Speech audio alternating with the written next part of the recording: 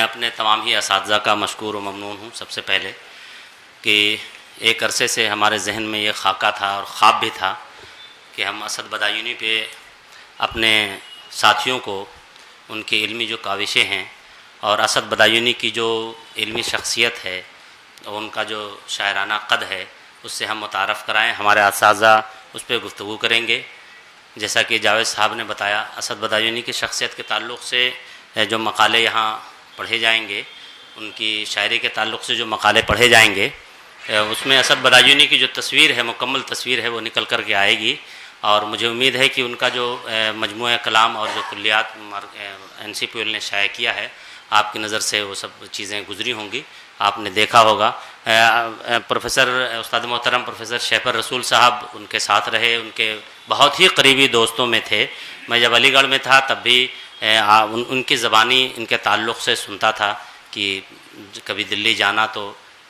Shaper رسول سے ملنا اور فلاں سے ملنا، ایک دو اور نام لیتے تھے جو ابھی ہمارے ذہن میں نہیں ہے. لیکن بعد میں جب ہم باضابطہ دلی آئے تو ہماری ملاقات ہوئی اور بحیثیت استاد ہمارے استاد بھی ہیں، اور جتنے یہاں اسٹیج پہ موجود ہیں وہ تمام ہی ہمارے اساتذہ ہیں. اور اسد بدایونی کے تمام ہی ہم عصر ہیں. پروفیسر احمد محفوظ صاحب ہیں، پروفیسر کوثر مظہری صاحب ہیں. یہ لوگ شاعری کے حوالے سے ایک دوسرے کے ہم عصر ہیں، لیکن ہم عصروں میں جو شاعری کا جو ایک الگ سے جو میلان ہوتا ہے اور جو لفظیات کی جو بنت ہوتی ہے، جو ایک ہم عصروں میں آپ دیکھتے ہیں کہ چشمک کے علاوہ جو چیزیں ہوتی ہیں، ایک معیار کی سطح پر جو شاعری ہوتی ہے، وہ اسد بدایونی کا دور 80 کے بعد کا دور بہت ہی اہم دور ہے جس میں یہ تمام شعراء آتے ہیں. مجھے اسد بدایونی کا ایک شعر اس حوالے سے یاد آتا ہے، جو علی گڑھ میں تھا تو اکثر ہمارے دوست احباب اور کبھی کبھی اساتذہ کو بھی میں گنگناتے ہوئے پڑھتے ہوئے سنتا تھا کہ، اور اس کے بعد جب میں دلی آیا تو پھر یہ شعر میں نے پروفیسر شیپر رسول صاحب کا سنا کہ میری انا میرے دشمن کو تازیانہ ہے، میری انا میرے دشمن کو تازیانہ ہے، اسی چراغ سے روشن غریب خانہ ہے. یہ اپنا انداز تھا اسد بدایونی کا جس میں انہوں نے یہ شعر کہا. آپ دیکھیے کہ شیپر رسول صاحب نے بالکل ہم عصر ہونے کے ناطے یا ہم عصری جو ایک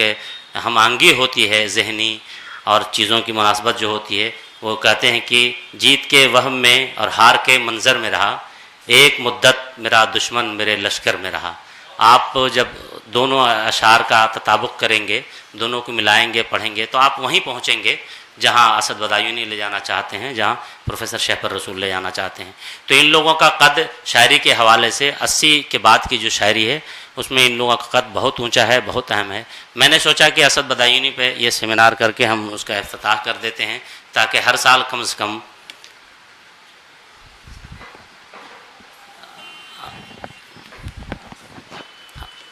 حفیظ صاحب ہمارے بڑے بھائی کی طرح ہیں، وہ یہاں تشریف لائے، میں ان کا استقبال کرتا ہوں. تو اسد بدایونی کے حوالے سے میں نے، اور آپ کا تعلق بھی